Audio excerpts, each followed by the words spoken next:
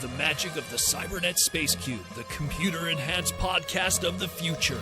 Transformers Slag Podcast.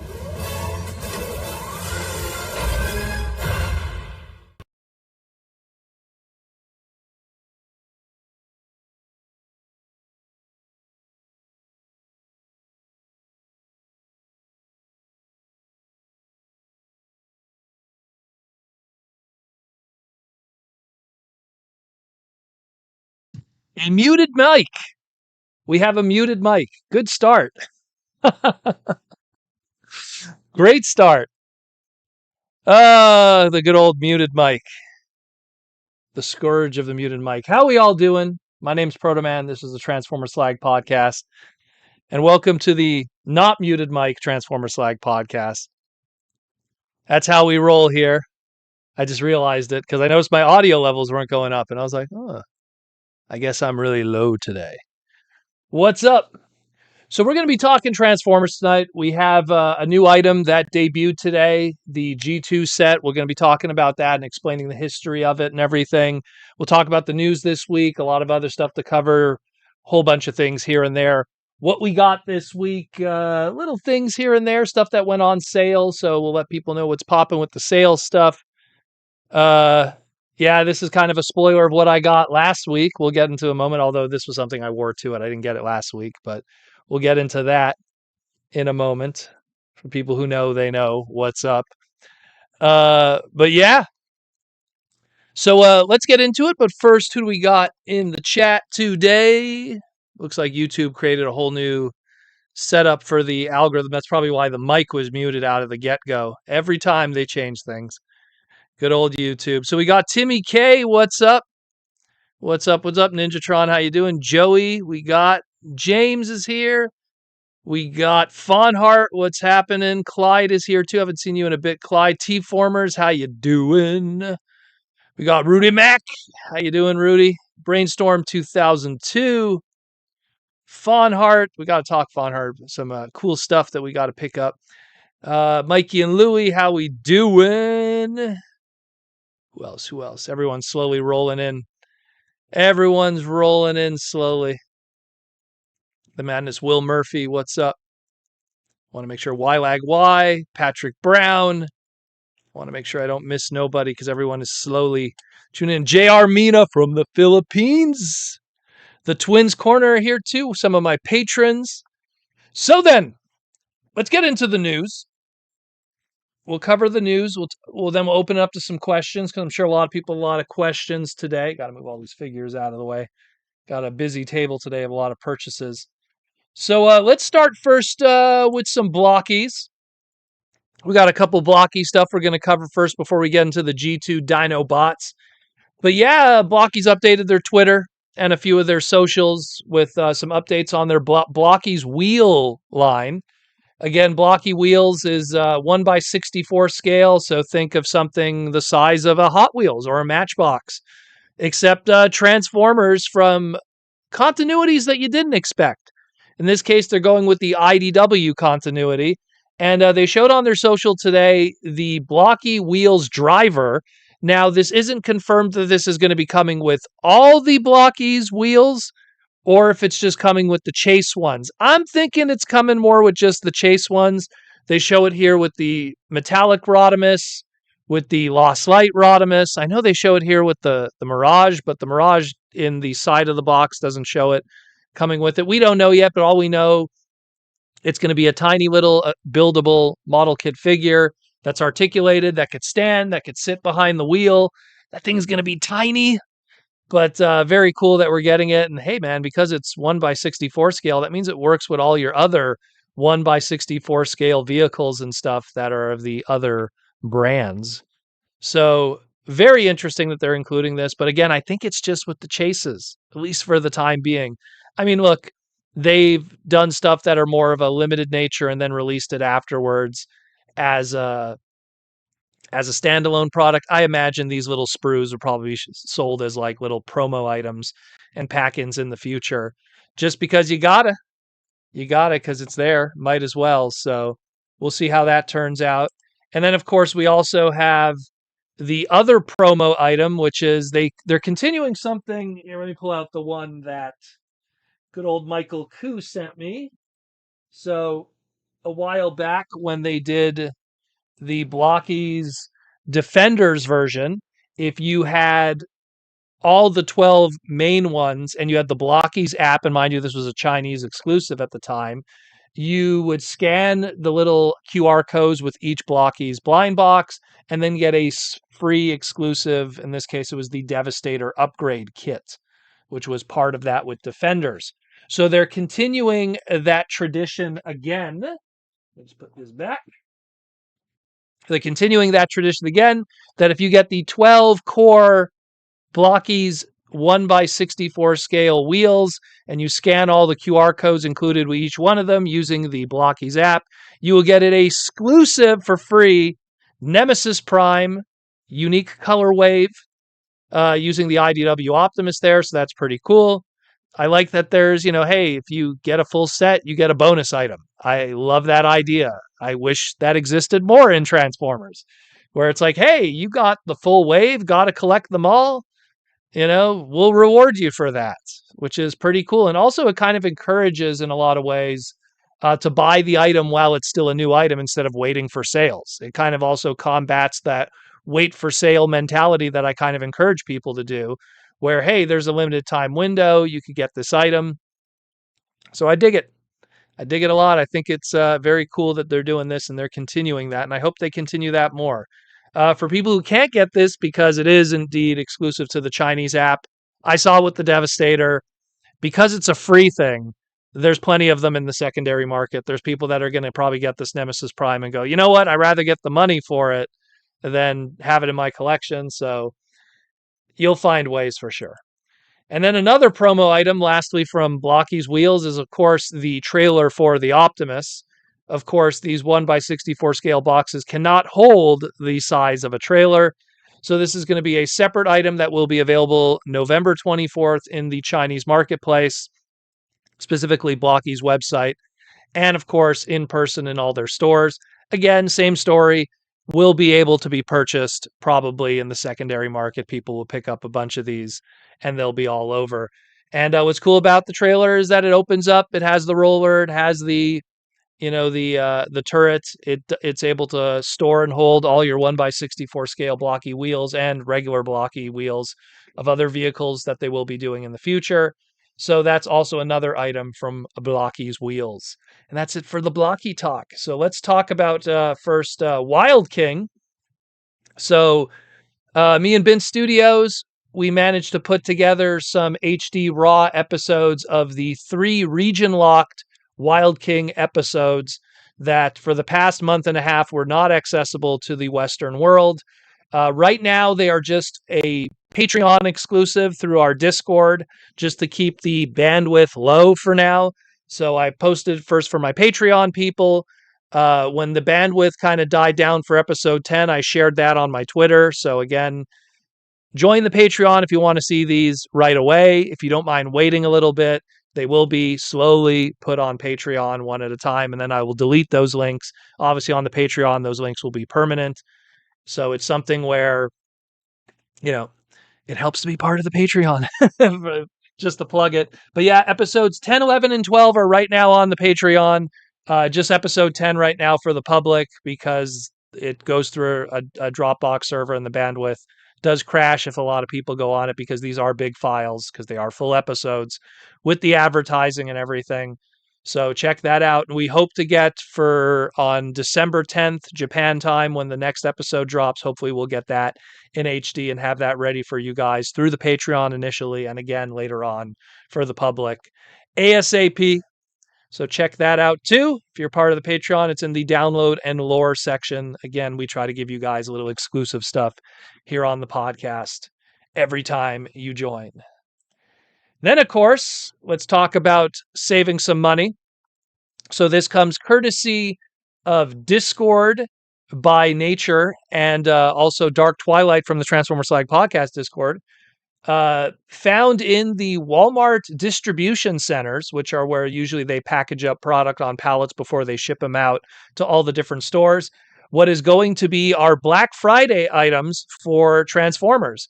And the 2-packs, the 2-in-1 2-packs are returning, which is taking, I guess, product that didn't sell very well or product that they feel they have too much of in their distribution centers, putting them in these wrapped together cellophane 2-packs and selling them for the price of one MSRP deluxe, and you get two.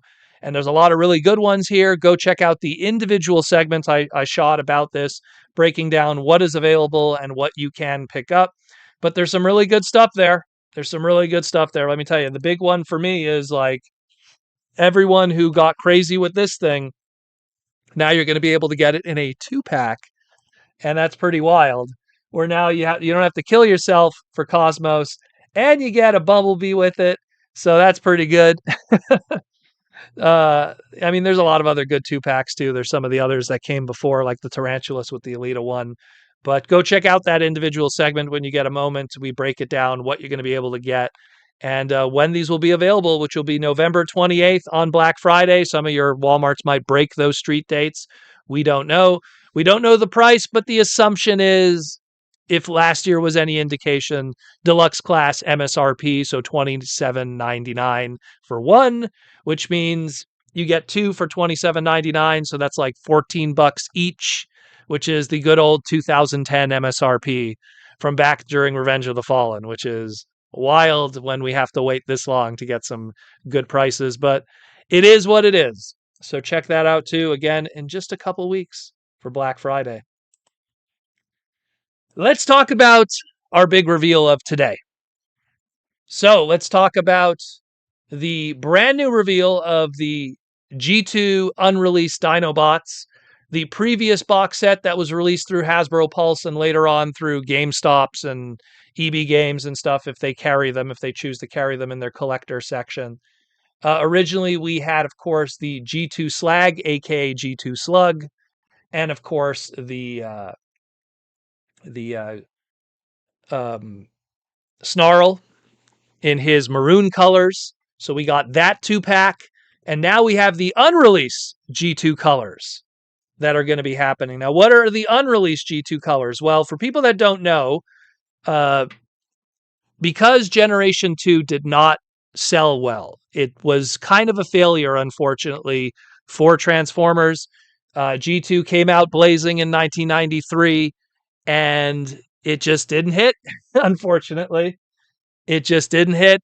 Power Rangers came out that very same year, and there was a different group of colored dinosaurs that got way more attention and the sales, and G2 just died on the vine. And as a result, the plan to complete all the G2 Dinobots in multicolors did not happen. And one of those here, of course, on the top right there, you have the unused box art, because the box art was put together first, and then, of course, was never used because the product was never actually made. But we were going to be getting a hot green G2 Swoop here. I'm very curious how well the QC would have been on this one, because the original G1 Swoop was always a very fragile figure, specifically that clear translucent beak and everything. So I wonder how the original toy would have dealt with that in the modern day and age of fragile toys, because Transformers kind of went through a little bit of an evolution between Generation 1 and Generation 2 with having stuff that's a little more sturdy. So Swoop always been kind of the outlier with the G1 Dinobots being very fragile. So I wonder how he would have been handled. But doesn't matter. Claudio Series 86 Swoop, done in the G2 colors. Obviously, it's not one for one. Deco hits that are a little different from the other. Obviously, it's start with that for the still very cool that we're getting this their way, getting more of the at least the talk. So when this is released in full, but looks very cool otherwise. Audio's breaking up. What's going on? So you know what? I swear, YouTube does a huge update and it just messes with everything. Messes with everything. Let's see. What's this? Unbelievable, YouTube. Let me know when it gets better. So, Arodimus Supreme, thank you for the super chat, letting me know about the audio breaking up and roboting. That's terrible. That's absolutely terrible. YouTube did a huge update on their website uh, just earlier yesterday, and a lot of people have been having problems. I didn't think it was going to affect me, but I could already see like just the way the chat looks is completely different now. So right away by the chat being different, it's better now. Excellent. I don't know. YouTube's crazy. YouTube's crazy. It's the same thing. Like usually when the podcast would end, the live streams, we'd be able to upload them right away, so that way people could watch the live stream after they end. And sometimes it like drags for like an hour, 2 hours. It's pretty crazy. It's pretty. Thank you for letting us know. Thank you guys. YouTube is. It is what it is. It is what, the necessary evil of doing business with this podcast. But so yeah, that's the G2 Swoop and his story. But we're not done yet, because we also have this other piece. So also on the top right here was another piece of box art that never came to be, was Sludge never got a G2 release. And he was going to get a hot orange kind of color scheme with the blues and everything. And yeah, always kind of liked Sludge. And here he is with his G2 colors now happening. Again, it's not one for one. The details are very similar, but they are appreciated. And yeah, he's also going to be getting the G2 treatment. So between the blue G2 Grimlock, the tiger colored Toxitron G2 Grimlock, and now we got the four of these guys through the two box sets. All we're pretty much missing, if you want to be anal, is there was a light blue G2 variant running change Grimlock, and we got all our G2 Dinobots, which is pretty wild. Pretty wild. Maybe take what's her name there? Slash, the little Velociraptor Combiner Wars one that's female. Maybe give her a pink color scheme, and then we'll have the full set complete. But yeah, G2 is done pretty much more or less for now. So we don't know a price about this box set yet, but the original Generation 2 one through Hasbro Pulse was $109.99, $110. Now they've already increased MSRP since then. So these are 2 liters. I don't know, maybe 120. Maybe they'll add an extra $10 on. Maybe they'll keep it at 110. That would be great. But maybe this will be 120. They'll increase the MSRP on this. We'll see. Chances are, if we're seeing already these images here, that means that probably Transformer Tuesday coming up is when the pre-order will drop, if not earlier.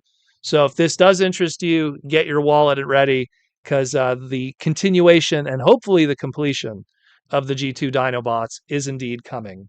So check that out, yo. And that's it more or less for the news this week. It's been kind of quiet otherwise. I know that I did my segment about the Funko Pop, and the Funko Pop community were not happy about it. It's like telling investors that their stock is going to be crashing, and their entire livelihood is based on that stock having hype. So a lot of the Funko Pop collectors were not happy about my segment, but I call it as it is. That's just how it's going to be. And I've always felt that, something like Funko Pop, it has a short shelf life and it's not an investable item. Look, the reality is 90% of Transformer product are not investable products. You could have bought, 99.9% of the movie toys that came out for 2007, 2008, 2009, like going all the way up until Studio Series becoming a thing. Most of it, if you bought it for MSRP for $10 back in 2007, for a deluxe, yeah, maybe it doubled in value. Now it's $20. But if you would have put that $10 into the S&P 500, in an investment, you would have done a lot better. So it's not an investable product, Transformers in general, but Funko Pop always tried to sell itself to the uninitiated and the uneducated that it was an investable product. And there's a lot of people that are not toy collectors that buy them, keep them in the box, make a wall of these behind them, which is cringe as hell from the toy world. We open up our products. This Funko I opened it. You know what I mean? Like, there's no hot rod in here. I opened it and put them on the shelf. But these are nutty people, and they were not happy with my video, and they came in droves to complain about how I didn't know what I was talking about when I've been collecting toys and in this world and working in this industry for 35 plus years. And I'm not going to let a bunch of people that are tourist fans that only got into this hobby because of the financial benefit for them to tell me how the industry works. And I will call them out again and again for it. So it's absolutely insane what is going on. And again, go check out my segment. Funko Pop's demise does not surprise me. This was something that was never destined to be forever. The bubble bursts sooner or later, or pop, if you will, for something like this. I just hope that at the end of the day, that the Mondo sister company that's part of the Funko umbrella doesn't get affected too much by it, because Mondo, which was bought by Funko, it existed before but then got bought by Funko, actually does really good stuff. They're one of the few things that are under that Funko umbrella that I actually quite enjoy. But it was something that existed separate of Funko, and then they bought them out because they wanted the clout, I guess. I don't know. It is what it is. And I mean, Funko, with their NFTs and all their other stupidity, it is what it is. The only good news of it is if Funko completely tanks, then there should be some opportunities for people that did want to get expensive ones to now get them, you know. I mean, I'll be transparent. I have the Proto Man Funko Pop. I have the Bret Hart Funko Pop. I have some Transformer ones because they were sent to me. I do have all the Hot Rod ones thus far, except for the NFT one. Uh, I think that's it. Oh, I have the Larry Bird Funko Pop. I have that one because they did technically not a Funko Pop. They did these here, these like action figure ones, which are not really Funko Pops. They call it something else, Vinyl Sports Heroes or something. So I have that one. And that's really about it. I don't think I have any others. Oh, and she bought the Kool-Aid one because we found that in the wild loose, and it didn't even look like a Funko Pop. It just looked like a cool Kool-Aid figure because the beady eyes. But that's about it, really. That's about it, really. And again, hey, if you like Funko Pop, that's your thing, but don't look at it as an investment, guys. Um, it is something that, again, I will never forget. This ages me. This ages me a moment. Let me get a sip. The year was 1995. Annie, I believe I just saw her name in the chat here. My sister's in the chat here. In 1995, me and my family, we went to Plattsburgh, New York. And the big thing for me was going to KB Toys. But I remember we went to some kind of like gift shop, or it was some kind of like small mom and pop store, and they were just overrun with Beanie Babies. And I remember just seeing these Beanie Babies, and they had Beanie Baby tag protectors, Beanie Baby cases that you had to buy, much like how Funko Pop, you could buy separate cases to protect your Funko Pop. And Beanie Babies were going crazy. And I remember like all the different multicolored vanilla bears, and how it's like, oh, this one's $100. And this is like 1995. This one's like $200. I'm going like, man, like this green Lucky Bear is $200. And yet, like at the time, you know, Hulk 181, first appearance of Wolverine, was a $75 book. So this Beanie Baby was $200. And one of the most important, you know, modern age comic books at the time was 75 bucks. What a world we're living in. While on today, that Wolverine comic's probably like $2,000 today, and that Lucky Bear is pennies on the dollar if you're lucky, you know? So it's something where you got to be very careful with that. Very careful with that. I believe I saw a super chat. Sorry if I missed it. One moment. Just want to make sure I didn't miss a super chat. Okay. Sorry. I thought I missed a super chat. Rudy Mac, don't forget Tickle Me Elmo. That was a silly moment in time. Yeah, man. Yeah, man. Like my sister too. She got the Tickle Me Cookie Monster, I believe. Annie, you got that one. You didn't get the Tickle Me Elmo, but you got the Cookie Monster one. Like there's always these hype items, but the thing is with the Cookie Monster and the Tickle Me Elmo, those were like a seasonal hype, right? It becomes popular, people scalp it, they flip it, and then that's the end of it. It's a seasonal thing. It only passes over a year. The problem with Funko Pop was this was something that's been around for about, I'd have to say almost 10 years now, and it's been a falsely sold investable, which is something that people think that they're going to somehow retire because of stuff like this. And it scares me when I see people who I know personally buy entire walls of this. And I have to tell them, like, stop that. Like, you're not going to make money from this. Buying every color of Thanos and Chrome of the Infinity Gauntlet stones, not because you like Thanos or the Avengers movies, but because you think it's an investable. Don't do that.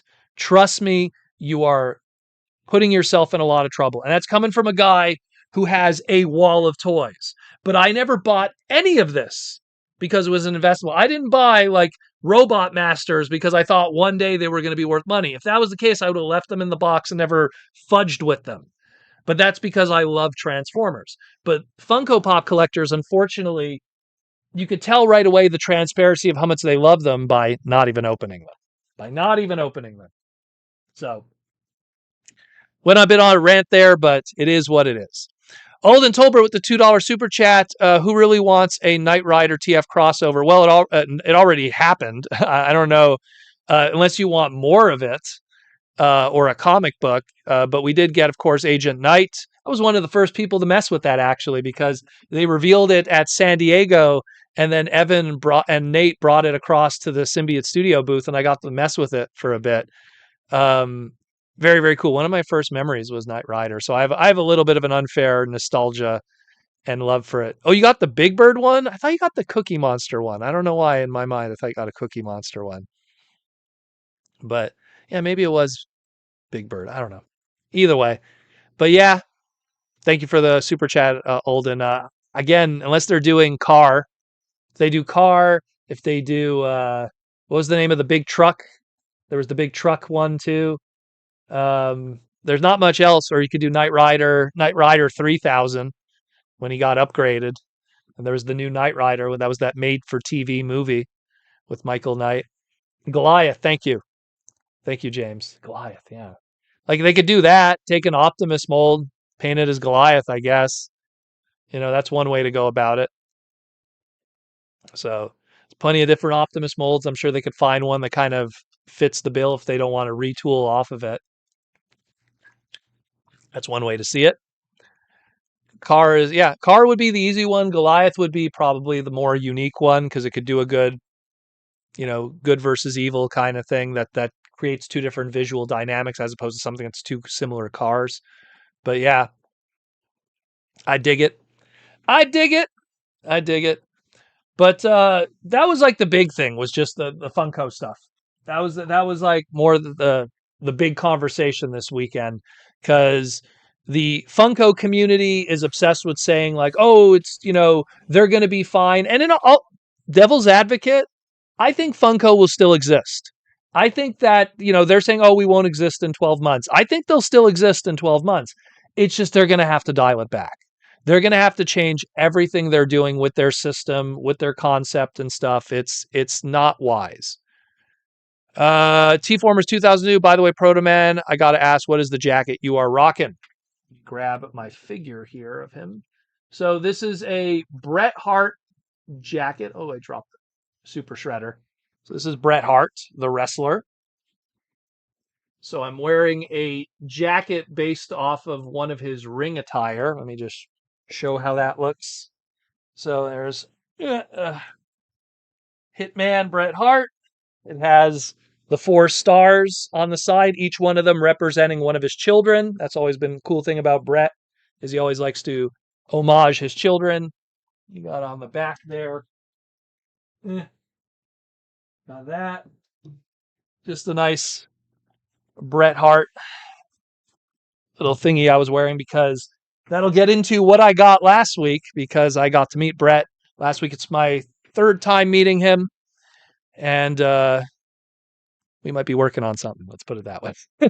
Try to. We talked business. I had some time to talk to him, and talk some business stuff. But either way, that is what I'm wearing.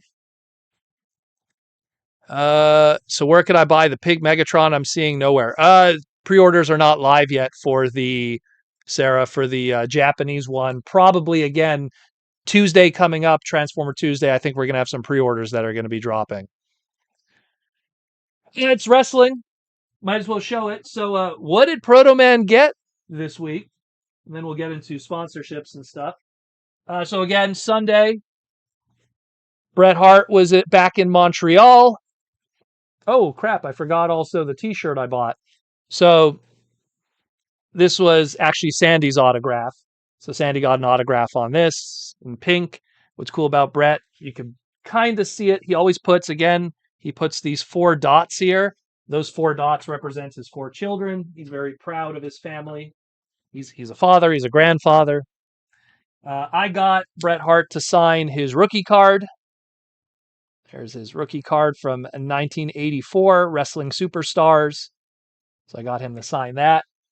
I have quite a few of his rookie cards, so getting one signed wasn't too big a deal. And I also got what was really cool. What they had there was they were selling these T-shirts that said on it, "I was there live during the Montreal Screwjob." If you don't know what the Montreal Screwjob is, go watch the Bret Hart documentary, Wrestling in Shadows. It's a fantastic documentary about when wrestling got a little too real and all the craziness that happened in Montreal. There was like a riot and stuff. It was nuts. It was nuts. It was absolutely nuts. So I had to get that shirt because I was there for the Montreal Screwjobs, and I was there. I still have my original tickets and stuff from back in 1997. So I got that too. That was really cool. But yeah, that's what all of that stuff. So I got that. I got that signed. That was what I did on Sunday. I saw him, so that was pretty cool. Um, and then I sat down and talked with him for a bit, and we're gonna maybe work on something. We'll stay tuned for that. So yeah, I was at the Montreal Screwjob. I posted, I think during the 30th anniversary, not the 30th, the 20th anniversary, I posted my tickets. Annie, do you still have your tickets for the Montreal Screwjob? Because I have mine. Yours is probably worth money too, because mind you, we were a little bit in the nosebleeds. Imagine, I think those tickets were like $15 back then. Yeah, it's when Vince got spat on. I mean, I don't want to go too much into wrestling because that isn't a majority of our audience here, but it was a wild night to say the least, because no one knew what the hell was going on until we realized what the hell was going on, and it was pretty wild to say the least. So I got that. Also in non-Transformer stuff, we'll get into the Transformer stuff. I always like to keep a tradition.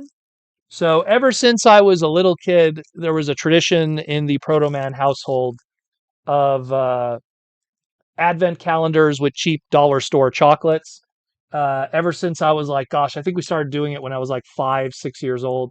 My mom used to get from the dollar store these really cheap, not, inexpensive advent calendars where each day of the week, leading up to Christmas, there would be a chocolate behind it and there's a little date. So as a kid, we used to get these every year. They were like $1 and they still are pretty cheap. I think this was like $3 from Walmart. So, much inflation didn't change too much, although maybe the chocolate shrank a little bit or the quality. So I got this nice hockey one with the original 6. This is a Christmas and New Year's one, so we get 32 days. And when I was a kid, I used to believe if you only ate one a day and you actually stayed true to it, your present would be better. That was our little belief. And so what was always cool about these is, they always have this cool thing and they'd have like a game on the back. And this is like, match the mascot with one of the original 6, just fun little thing as a kid. We didn't have a lot of money growing up, so stuff like this is always nostalgic to me. And I've kept this tradition all these years. I've always gotten an advent calendar every holiday season. So, and what's cool too is sometimes you don't know what the chocolate looks like. So it'll look like a hockey puck or a goalie mask or something. So keeping that tradition alive. Keeping that alive. Annie, I didn't have chicken pox during the Montreal Screwjob. That was a house show that we went to with Owen Hart, British Bulldog, Stone Cold was on that card too. I have it up there, but I didn't have chicken pox during that was during the summer. The screw job was actually just a few days recently. It would be its anniversary. So that's probably why he was in Montreal. So I got that. And then the Transformer stuff that I got was these are starting to show up. If you're Canadian, Winners now has these guys at $3 Canadian a piece, which is like $1.99 American. I would have never bought these at their MSRP of $10, but I'll buy them at $3. So I picked up Twitch. I picked up Optimus, the little finger transformers, because that's what they are. They're the one-step finger ones. The only one that I had up to this point was the RC, and the only reason why I got the RC because as it stands right now, it might be the only Earthspark RC figure that'll ever be made, unless they do something in the modern era. But so I picked those up really cheap. They didn't have any others. If they would have had the Megatron or some of the others, I would have picked those up too. But that's Winners. I don't know the case assortment for these, but I do know that RC is part of this case assortment. I know that Megatron is part of it. I don't know if there's any others. My knowledge of case assortments for Earthspark is a little hazy because it's kind of a hit or miss line. So, but if you're in Canada and in the Winners area, and I'm pretty sure maybe Ross and some of those will be carrying those too at some point, check those out if you are interested. Clyde never saw an advert calendar with NHL before. Oh, they do it of everything. I mean, they do it of like. I mean, I can honestly say it's probably not the first time I've seen a hockey advent calendar. Maybe it's a Canadian thing, but they do it of everything. They do it of all kinds of brands. One year I got a Marvel one. One year I got uh, a Peanuts one because I love Snoopy and the Peanuts and stuff and Charlie Brown. One year I got. Sometimes I get generic ones too if they don't have. I just go into Walmart. You know, it's late November, early December. I go into Walmart. There's a wall of these right near the impulse aisle, and I just pick one up. That'll be my ride or die for the year. So come December 1st, I'll crack one open. Assuming that I'll be in the country December 1st. That's a whole other conversation. Might be going to Japan again, but we'll see how that goes down. Where are we at here? Love me some hockey stuff. Yeah, I mean, well, I'm Canadian. I'm from Montreal. Hockey is life. It's just how it is. Yeah, it's just how it is. I have a lot of hockey stuff in the other room. Let's put it that way. But that's it more or less. And that's it for what I got this week. I didn't get much. Kind of a quiet week. The only other stuff that I got really was kind of just amiibos and stuff like that, but nothing too major. Just got the new Metroid amiibos came out. I just picked those up just because those are something that become a headache later. And that cool Samus with the motorcycle one, I had to get that. So pre-ordered that one. More kaiju picks. Well, let me tell you something, Clyde. Let me tell you something. Last time I was in Japan, I made the grave mistake of not bringing multiple suitcases. I was a fool to only bring one. Stupid me. So I'm definitely going to be picking up way more Sufobis and kaiju stuff and Transformers and all kinds of crazy things. I brought something back for my sister. I went to the Ranma 1/2 what was it called? The Chinese cafe. They had a pop-up cafe in Akihabara and they were selling like bookmarks, pins, like it was all exclusive items to that, bookmarks, pins. They had these little acrylic 2D standy thingies that were like very overpriced for what they were. Um, so I got her like an exclusive shampoo pin exclusive to that cafe. I didn't eat there. I just went to the the gift shop. Then I went to the pop up. Actually, where's my phone? I went to the pop up Cyber Formula store. At the time, Final Fantasy was doing their Magic the Gathering Final Fantasy crossover. And as a result, there was a crazy Final Fantasy pop up store that was there. So I picked up some stuff from that. All kinds of stuff that are like once in a lifetime opportunities. check it out, pick it up there. You know, a lot of really cool stuff. But of course, the big thing for me was just thrifting, just going to all the Japanese used toy stores and just finding gold, for a lack of better words, absolute gold. You know, my logic always is, you know, go to Japan, pick up some stuff to bring back and resell at TFCon, parts parties or whatever, and also buy some stuff for yourself, you know. So like that weekend, any money that I spend on food or travel or anything, that gets covered because I'll sell a Henkei Megatron, you know, on eBay for $100 or something, and that'll cover all my food costs and everything, and my bullet train costs to go around Japan. I don't know what my plans are going to be for Japan yet, but it's going to definitely be that. It's going to, like, my goal. I am the worst person for travel because I don't go for the environments. I don't go for the temples and I go there to check out all the stores, get the cool deals. Hey, if I end up passing an iconic, you know, Namco Game Center or some cool location, hey, all the better. I mean, if I did want to make a pilgrimage, it would probably be to like Akina Mountain, which is Haruna Mountain from Initial D. Like that's probably the only thing I'd want to go check out and see all the real life locations and everything. But aside from that, I'm there for the toys. I'm there for the toy hunting. I'm there for the Sufobi stores, for the Keshigumu stores and all the good stuff there, the pop-up stores. So definitely going to be putting, you know, Russian doll style, a suitcase in a suitcase in a suitcase. And the smallest suitcase will hold my clothing for the week. And then the other suitcases will just hold everything else. And I'll just pay for the extra, like, you know, I won't have to pay for the extra suitcases going there, and I'll just pay for them going back because it's only like $30 a suitcase, which is $30 Canadian. So that's a steal, you know, to fill them with a ton of stuff and then only have to pay $30. It'd be foolish not to.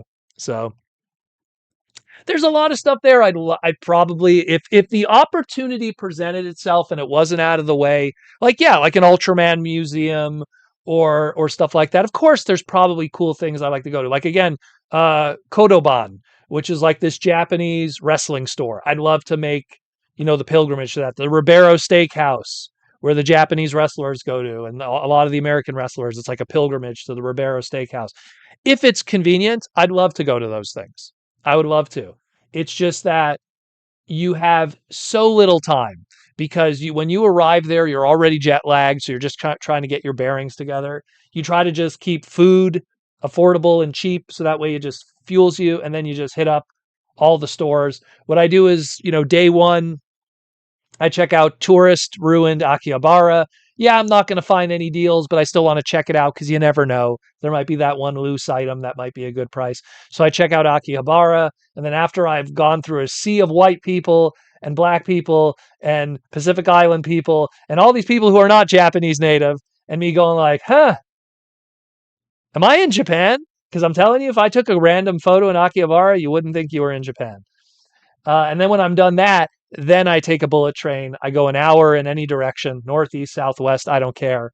I just I go an hour in a direction, open up my phone, and just go thrift store hunting and just enjoy the hell out of that. Go to flea markets, go to thrift stores, go to all these things because here in America, flea markets, thrift stores, they're all dead. They're all ruined. You know, Google made it that you could just take a photo of a toy and it gives you all the information, the eBay prices. Like, forget it. You are not finding deals anymore in this day and age here in the West. But in Japan, it's a little different. Yeah, they also could do that research, but they don't have the space. They don't have the space. They can't just hoard stuff.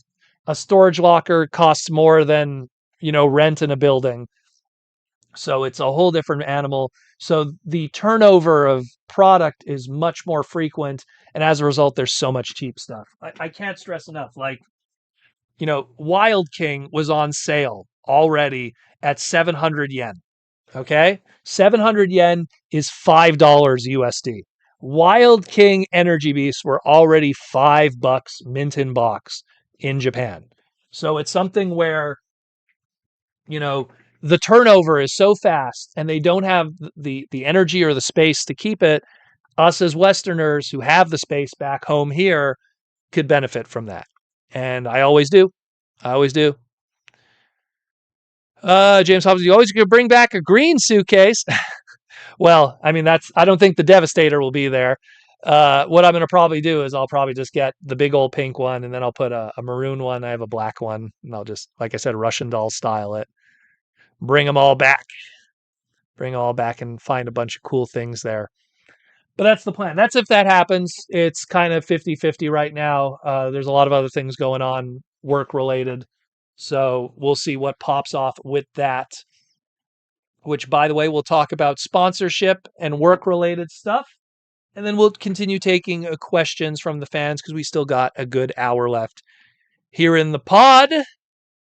So first, of course, Symbiote Studios, plush pins and t-shirts. I'm wearing their Grimlock shirt, which is now a San Diego exclusive because I don't think it's on the store right now. But if you go to San Diego Comic-Con or TFCon LA coming up, they'll definitely have some stock of the Grimlock shirt there.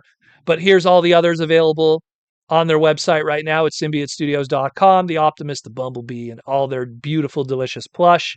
But of course, coming soon to TFCon LA will be the DX series, Commander Convoy, Scheming Starscream, Brave Bumblebee, the DX series. These are the prototypes right now. There will be some tweaks and everything for the final versions, but those will be also available along with the Superior Soundwave that will be at TFCon LA. And of course, you could finally complete your Dinobot set because Swoop will also be available at TFCon LA along with the Laserbeak and some other great stuff there. So swing by TFCon LA at the Symbiote Studio booth and buy up all their stock. Lord knows last time at TFCon LA, everything sold out. It was absolutely crazy. And again, I don't want to throw shade at other plush creators, but there is other plush creators at past TFCons, and they are significantly more expensive. So it's something where you could get official plush, and it's of the characters we love. So check that out. And of course, they also have their My Little Pony collection, which they won't have there, but is available on their website right now. There's brand new updates to that. So check that out, also. And all their other stuff, too. All the video game stuff. They're constantly getting new licenses and everything. Go check out symbiotestudios.com. They have a brand new website set up. And you could get some delicious plush from the Transformer world. It's going to be good. It's going to be good. And, of course, the Toy Armada with Aaron Archer. Aaron right now is in the middle of moving. Back to Rhode Island we go. I don't know if that's a wise move, but it is a move nonetheless. Back to boring Rhode Island.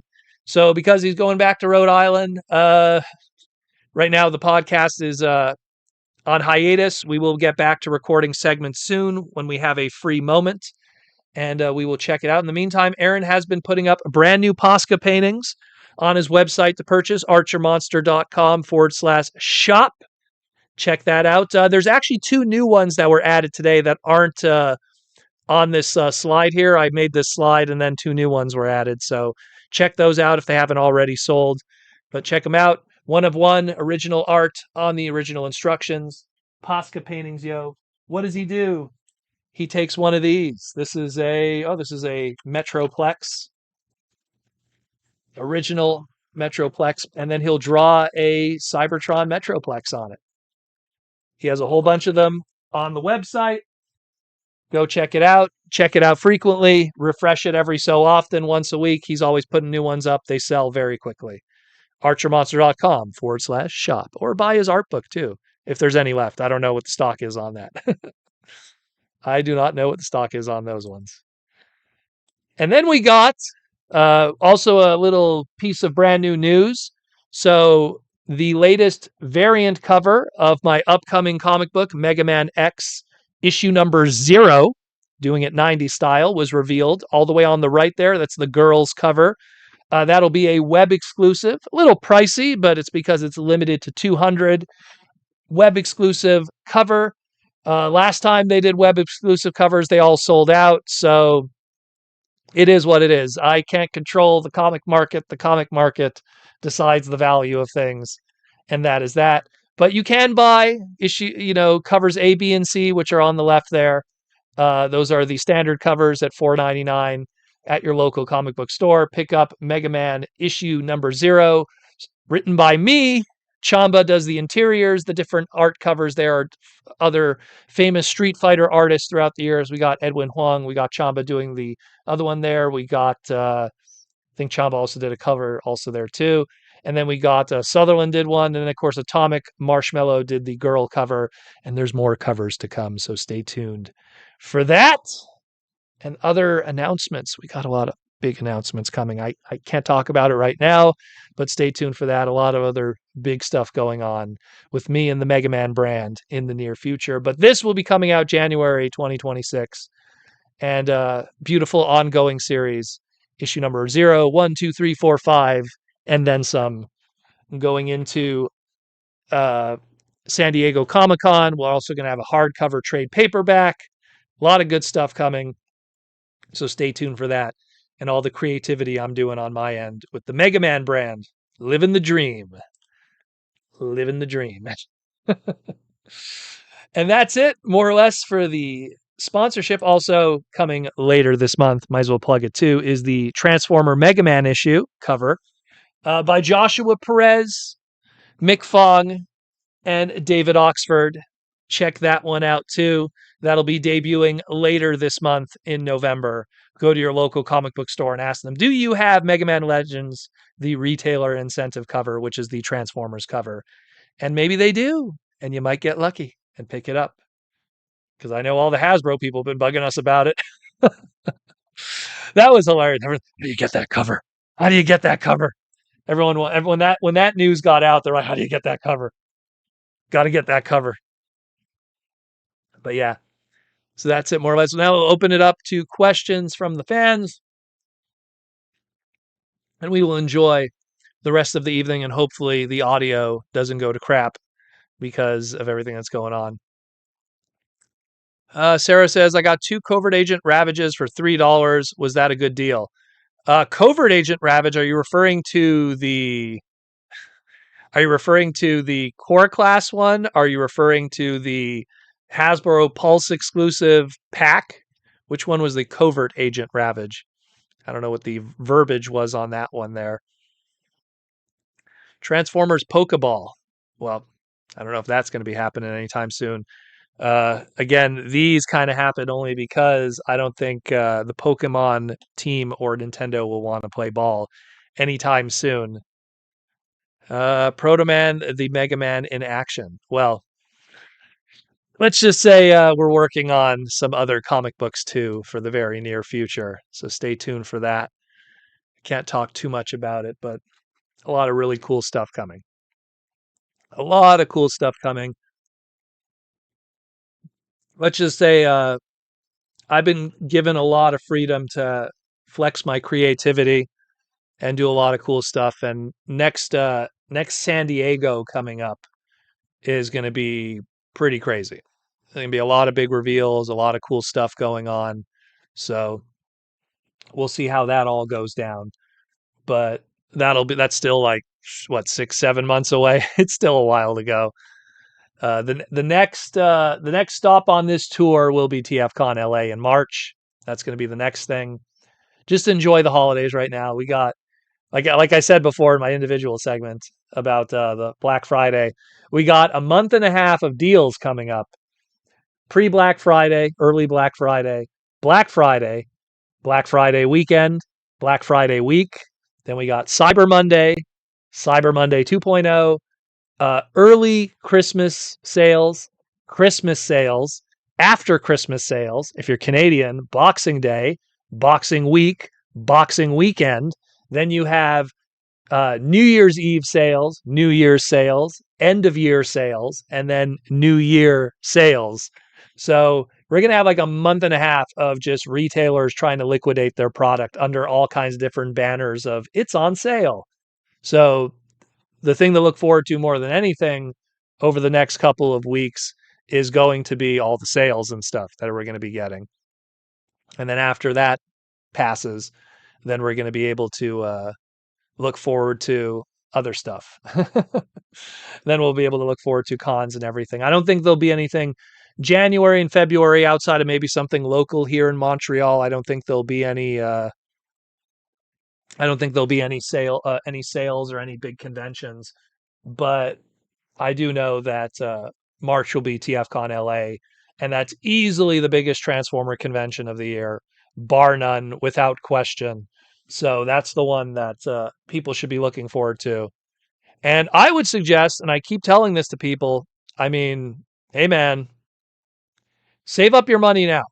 You have 3 months to save up. If you put $50 aside, like no joke, like if right now you get your paycheck and you just like go, okay, like TFCon is like like it's in March, so obviously it's more like 4 weeks away. But let's say 4 months. Let's say it's like 3 months away, right? Like you're gonna start saving, and then the month before. So like you're talking 3 months. So that's like 12 weeks, right? And if you put aside, $50 every week, that's $600 you have saved up for that show. And that $600 could be your flight. If you split it with a bunch of people in a hotel room, that's splitting the hotel room. Depending on the package you get, like you could pretty much get everything done with that $600 before you start spending stuff in the room. So, I mean, and that's right now. That's listening to me right now and start saving now. I mean, I save up all year. I put money aside all year getting ready for these things. So, to me, I would not miss this show. It's going to have a ton of guests, an absolute insane amount of guests are going to be added. Uh, no joke, probably a minimum of 50 guests this time around, celebrating the 40th anniversary of the 86 movie. Take from that what you will. It's going to be nuts. It is going to be easily probably the biggest TFCon we've ever done, and easily probably one of, if not the biggest Transformer convention that's ever been done. It's very hard to beat BotCon 2011. BotCon 2011 was pretty crazy. It was pretty big. It was a big year. There was a lot of stuff going on. That was the year going into Dark of the Moon. Was it Dark of the Moon? I think it was Dark of the Moon. Yeah, it was going into Dark of the Moon. There was a lot of stuff going on with that. We had Michael Bay there. Tyrese was there. There was a lot of hype with that year. But this one's going to be pretty big too. So should be very interesting to say the least. Sarah with the YouTube member question, what's going to happen with the Core class? I remember Aaron said that they were creating a Japanese market, and the lack of space for, well, I feel Core class a big reason why it doesn't exist. Do I have the slide for prices? I just want to make sure I could put that up on the screen. No, I don't. Core class, I think a big reason why it doesn't exist anymore is because we had 2 MSRP inflation price increases. And those 2 big price increases, I think that they were a big factor in them going, ooh, what do we do with Core class? Because when you think about it, let me just grab Core class box here. Unfortunately, I don't have a figure in it because I opened my toys. Core classes were approximately in that $12 range before the double MSRP increase. We've had a 21 to 23% MSRP increase on our Transformer price points. So Core class, if it still existed today, would probably be between $15 and $16. And considering how small Core class items are, I have him here. I'll grab. Considering how small these items are, you know, it's something where I don't think Hasbro would be able to get away with it, to ask $15 to $16 for that. And combined with the fact that sales were really bad. Core classes were consistently going on clearance, were consistently found in closeout stores, Dollaramas, Ollie's, Ross, Burlington coat factories. And I would see it all the time. Studio Series Core class, which they debuted and then quietly undebuted. It was there and then it stopped. It's a shame that Studio Series Core class didn't survive longer, but it just didn't do well. It just didn't do well. And it's just something that they couldn't, I think they just couldn't in their right minds be able to do that price increase and have the market reflect and take it. If the market wasn't paying 10 and it was going on clearance, would they pay 16? Obviously not. And knowing it, would not only would they pay 16, but maybe less paint deco, less parts. Maybe they have to, from a meat and potatoes, nickel and dime, you got to pull something from the figure to also balance out the budget. Who knows? Who knows?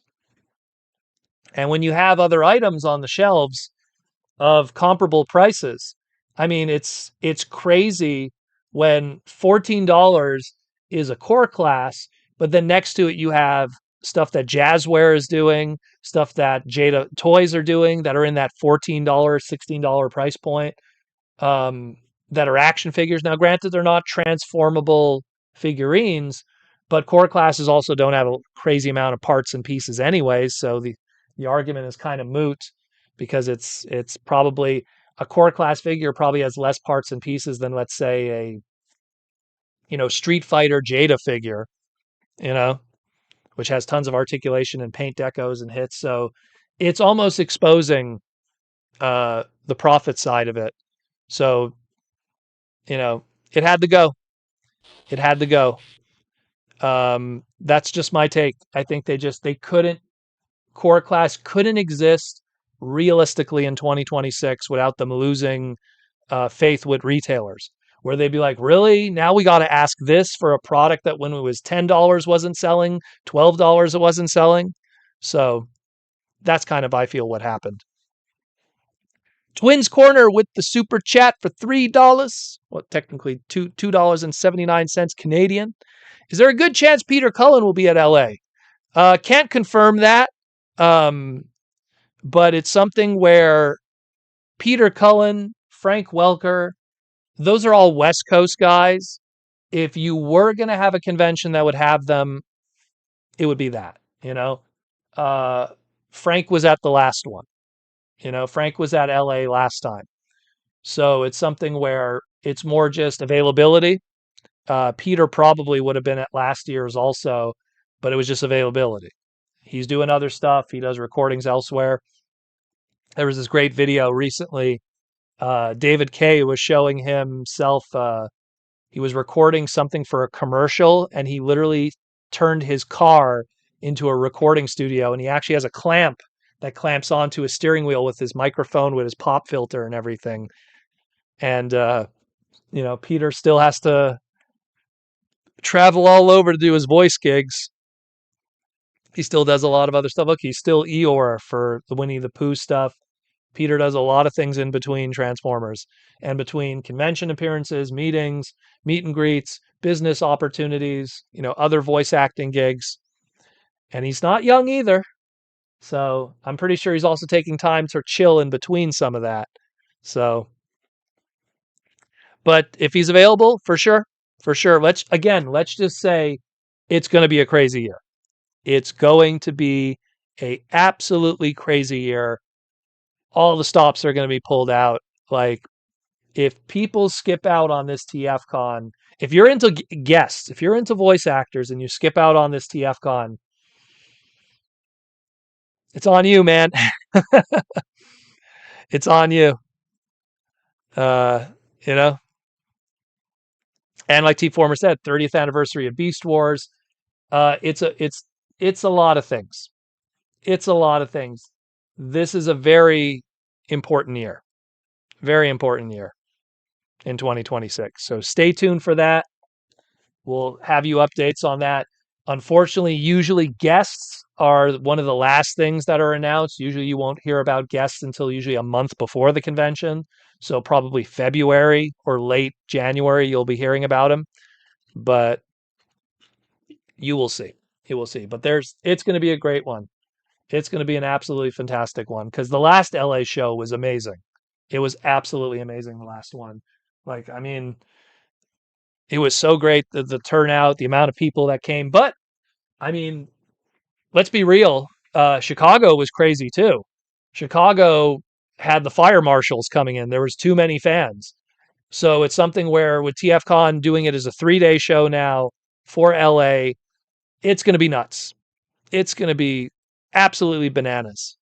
Absolutely bananas. So I'm really looking forward to TFCon LA. It's going to be a really fun one. And like, look, dealer tables have already sold out. Like, the hype is real. The hype is real. If you haven't gotten a dealer table, that's it. That's game over right there. The hype is real because it's been nuts. Sarah, what's the deal with Playmates? And have they maintained the main line of TMNT figures for $10 at 2010? I recently got the 4-pack for 38.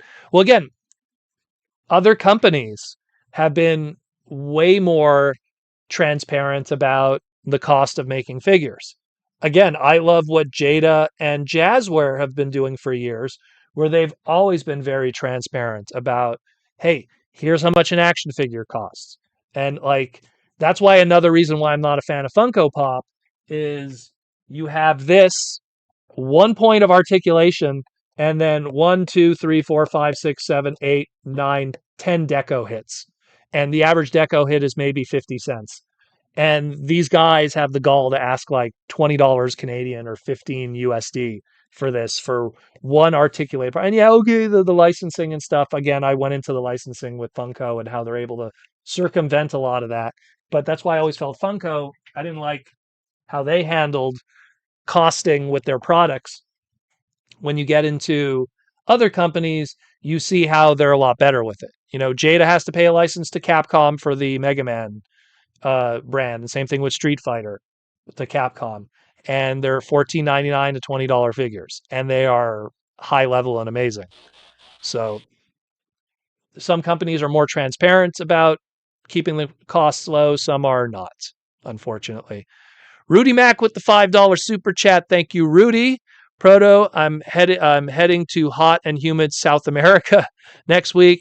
I purposely left the Kingdom Tigatron down there. Oh my goodness. Do you think it's yellowed? Rudy, I'll tell you this. You're going to pick up that Tigatron and you're going to think you got like some kind of exclusive. You're going to pick it up and you're like, "Oh, I didn't know I got the mutant Tigatron that's all orange and yellow. When did I get that?" Yeah, it's going to be pretty messed up. If there was no air conditioning, it's going to screw it up big time.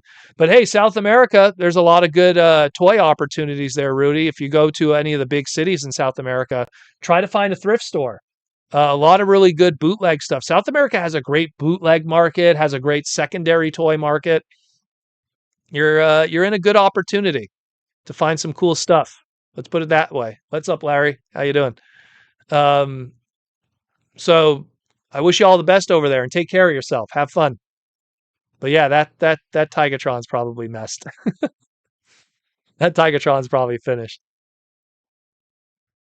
But yeah, it is what it is.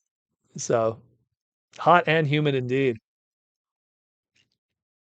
I mean, again, I always keep them nearby just to show people. Like, you know, look, it's not too bad.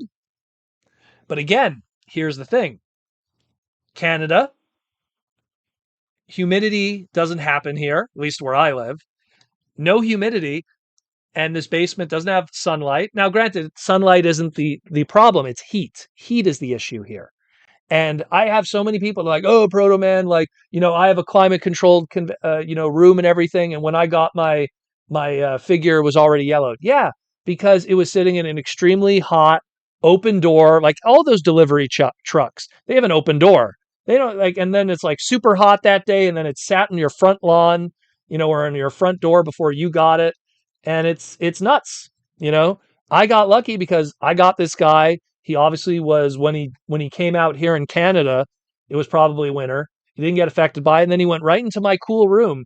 And this room, let me tell you, even on the hottest, oh my God, I'm going to knock everything over. Even on the hottest Canadian days, which isn't that crazy, but even on the hottest Canadian days, this room's cool. This room's always cool. The flip side of it, when it's going to be the dead of winter, this room is going to be freezing. But So as long as you keep it in a good climate controlled place, it'll be safe. But if it's in South America, no air conditioning, good effing luck. Good effing luck. T Formers 2002. The location for Orlando was revealed today too. Hilton by SeaWorld. Not sure if it's the same spot. I believe it is the exact same one. I believe it is. I believe it's the one that's near the Burbank Airport, if I remember correctly. But I don't pay attention to these things really. I just kind of just jump in the Uber and call it a day. James, I live in Michigan, and my Tigertron yellowed so bad. His tiger leg is completely orange. Oh my goodness. Well, there you go. It's something where, and all it takes, guys, I'm telling you, like, you leave the house for the day, it's a really hot and humid day, you turned off the air conditioning, your collection is in your room, and it's a hot and humid day, it's going to do that. The plastisol, the ABS, in this case, the MABS that isn't, color treated, it's going to have those problems. It is what it is.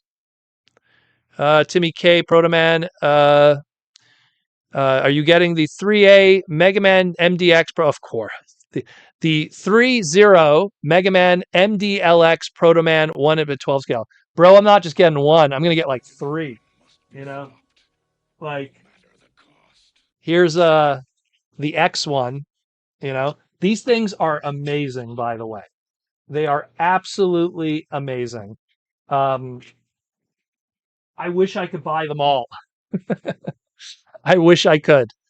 I bought X, I bought Mega, I bought the Rising Fire X, and that's it. I would love to buy them all, but I'm not made of money, unfortunately. And they don't send me everything. So they only send me stuff that they feel is related to what I do. But the Proto Man would be nice if they send it to me for free, but I'm going to probably have to end up pre ordering it and buying 3 of them, and that'll be that. But we will see. We will see. But it looks great. It looks amazing. And considering that we're getting that one and a Proto Man figure from the Jada toy line, we're getting double Proto Man in 2026. I'm down for that, man. That's great stuff. I know you kept mentioning the Odd Hotel. Yeah. Yeah. Joey says, did the Pulse G2 Swoop come with Grimlock's sword? That I do not know. They didn't show it in the pictures, I don't think. Let's pull those up for a second for you, bud. Let's go grab it. Where are we? There it is. Yeah, it looks like he has 2 swords there. He's got 2 swords, so yeah, I guess he's gonna probably come with the Grimlock sword. So there you go. Extra sword there, extra color wave of a sword. So you're gonna get that there also. And yeah, and there's the box for it. Looking good. That again, probably Tuesday pre-orders will start for that. So stay tuned. We'll keep you posted here on the pod. Last time it was the Doubletree at SeaWorld. Oh, okay. So it's moved from Hilton to Doubletree. So I guess the only reason why it's at the Hilton is probably because we need bigger space. So we will see. We will see. I hope the location's good. I know the last location was really good. I really like the hangout area. Although now that I think about it, the hangout area would be too small for the crazy audience today. So either way, I think it's going to be super great. It's going to be super good, man. I'm so stoked about it. The LA shows every year are the best shows, and they're always so great. The weather is great. The turnout is great. The turnout of guests are great. The dealer room is great because it's a West Coast show, so all the Japanese dealers fly in to do that show specifically. So you get all the Japanese dealers. Easily the best show of the year. It's like I can't stress this enough. If you could do one TFCon, you do the LA one. That's the one you always do. And that's coming from me who like lives right next to TFCon Toronto. If there's one TFCon, if the 3 that you could kind of skip, it's probably the Toronto one. And that's me being honest. As a proud Canadian, you could skip the Toronto one. If you're near it, hey, if you're near it, it's great. Drive on down. If you're like 8 hours or less from TFCon Toronto, sure, do the show. But if you have to fly out, different story. Different story. Completely different story. Uh, Joey, it's exactly like you said when you covered the comic book Grimlock. Did I say that too? I tend to repeat myself sometimes because the same things happen over and over in this hobby. It's like clockwork. Everything is cyclical. The snake is eating its tail, so to speak. But yeah. But yeah, if it's a new location, I mean, that's going to be pretty cool though. I'm going to have to look into it because the LA locations for BotCon, which hotel did they do those at? Can't see my boxes. Usually on the side of the boxes it would have it. Let me see. One moment, guys. We're professionals here. So the LA one, because I know they were in Pasadena, the BotCons. But what was that convention center? That was of course, it was called the Pasadena Convention Center. How original. So, I mean, it'd be nice if they did it there. That place is incredible.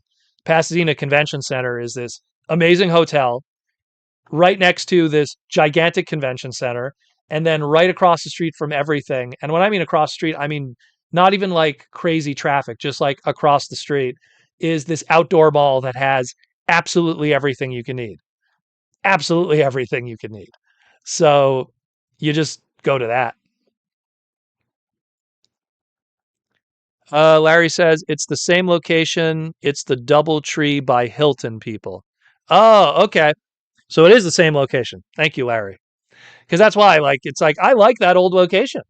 I mean, I think the bar is the coolest part of it. It's got the fire pits, has tons of places that people can hang out and talk.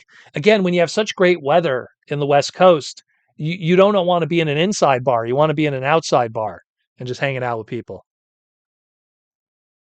So it is the Doubletree. Okay, so then it's perfect. Nothing has changed. So we're all good.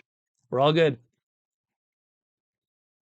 That means I'm going to have a hotel room that when I look out the window, I could see the line for the convention because that's what happened last year. I was looking out the hotel room window and I'm like, huh, I could see the line for the con. Maybe I should just stand naked in the window and hope someone looks over and creep everyone out. Oh my God, is that Proto Man's junk? I always thought it would be bigger. Terrible. Terrible. Anyways, but yeah, good stuff. Very excited about that. Good convention. Again, you guys have like 3.5 months to plan. Put money aside. Put money aside. Plan for it. Because the other shows, number one, the other shows, in my opinion, are good, but they're not as good as the LA show. And number two, don't wait around forever thinking TFCon is going to be in your state. Like that's the big mistake that since the BotCon days, is always like, oh, I'm going to go to TFCon when it's in my state of Wisconsin. And it's just like, yeah, good luck, you know? Like it's something where these are huge shows. They need to be in huge metropolitan areas that have a lot of traffic, great, parking situation, but also have a great airport, situation. You just got to kind of do that. James, sorry, no sub for Proto OF. Oh, I'm not gonna have an OnlyFan. No, thank you. The only thing I offer is deals on toys and Transformer lore and product. That's the most important thing. Catching episodes of the that you can't catch, and enjoying saving money on your hobby. That's what I want to offer. That's the most important thing to offer, in my opinion. T-Formers 2002, they already got the LA fund started. Well, there you go. Perfect. You already got it going. That's what I'm saying, Like, you plan it in ahead. $50 every week goes a long way, man. Goes a long way. And then you go there, and you got a nice wad of cash, and then you dig through the Lucy bin figures, find yourself some classic figures. Man, like T-Formers was a good example. T-Formers found tons of good loose figures for great prices that were cheaper than MSRP. You wait a little bit and all of a sudden it's like, oh, hey, these guys are like $10 or $5 or, like people just want to unload them, you know, get great deals. Clark Clint Gaming, Proto, what era of Transformers lore do you wish got covered more and got more fiction? Well, I'm going to have a bit of a bias, only because I think Beast Wars is the best piece of fiction that Transformers has ever created, and I feel that there's so much still that could be done. Uh, I wish Beast Wars got a season 4. I mean, that unfortunately that that cow has already left the stable, left the barn. So because we have beast machines, and you can't really tell a story in between that. But I mean, I would love if like they wanted to do one shot stories in CG, in that old CG style, because there could be all kinds of stories that happened in between episodes and have fun with that, or some pre Beast Wars story. I love the Beast Wars cast. I love the idea of the Maximal High Council and that post war Transformer era. I love those characters, and keep the cast small. Keep it small because then you characterize them. So I would just want more Beast Wars stuff. I love Beast Wars. I think Beast Wars, again, it's the best Transformer anything. And this is coming from a guy who grew up on G1. I grew up on G1. I grew up on the 86 movie. I grew up on G2. I had plenty of exposure to that before I ever saw a Beast Wars episode. But Beast Wars showed us how you could do high level 90s cartoon storytelling, and still be able to sell product. And they did a fantastic job. And it didn't hurt that it's the greatest voice cast of all time, all that Ocean group: Scott McNeil, David Kay, Gary Chalk, Ian Corlett, Venus. I just named like literally 50% of the cast. Some of them who are no longer with us anymore, like the voice of Rampage, he passed away, you know. So it's a tough one. It's a tough one. But that's Beast Wars for sure. 100%. Um what makes Beast Wars better than animated for you? I think the two series are probably the best written. The problem is that I think a lot of what made animated special is no longer with us anymore. Derek Wyatt is no longer with us. And I know Derek very well. I would like to say that I knew Derek internally as a friend very well. And I don't think Derek would be a fan of a lot of the stuff that's being made by fans today. Um, I think that he's very protective of animated, and everything to him is just fan fiction, including like the Allspark almanacs and stuff like that. So it's something where without Derek being around anymore, I don't know how you continue animated properly without his visions being done, because Derek's visions never got done, like his stories. And yeah, there was some fan book that was out there and they did their own thing. That's fine. Look, there's been fan stories, fanfics, doshinjis in Japan, fan published material all the time. They come and go. But something that was made by Derek with his blessing, it's kind of like anything that's going to come from Dragon Ball now without Akira Toriyama is just not going to pass the taste test. It's just not going to be the same anymore. And that's why, like, I love animated, but it's not better than Beast Wars. Animated is great, but Beast Wars was fantastic. Beast Wars had a characterization, a body language, a storytelling element. The music was fantastic. I mean, there's so many things going on there. And again, the voice cast is flawless. And you could still continue Beast Wars because a lot of those creators are still with us. But unfortunately, in the case of animated, that's not the case. The most important, the George Lucas, if you will, the Stan Lee, if you will, is no longer with us. So that hurts that. But animated's in my top 3. I always my top 3 Transformer series is always Beast Wars, animated, and Master Force. Now, Master Force that could be switched in with other stuff depending on other fans. I like Master Force personally because it's very unique. I think even Beast Machines is great if you kind of have it as a standalone series. But again, it's that voice cast, mainframe entertainment, lightning in a bottle. James, if Hot Rod was a Beast Wars character, who would he be? A fan many years ago did a custom at BotCon back in the day. Let me see if I could find a photo of it. Uh, Rodimus Primal, not related to the YouTuber. Rodimus Primal BotCon. Let me see if I could find it. The fan pretty much took Baboom, but the Baboom model, and turned it into his own Rodimus Primal. Man, no photos coming up. It's a really old school custom back in the day. Let me try one more search and we'll call it quits. No, unfortunately. So, but it was really nice looking. It was like use because it's like think about it, like Optimus Primal, he's an ape. So if you have like another leader character, like a Rodimus Primal, um, it would be something that was like, okay, another kind of simian, another kind of ape or something. So using the mandrill mold from Baboom, retooled a little bit, made it Rodimus Primal, and it looked really, really good. I'll try to find photos of it. I'll post it on Twitter if I find them. They're probably in my archive somewhere. But that was really cool. And then Jesse from Hasbro and through uh, BotCon, they had another really good idea, which was Roddy Mouse,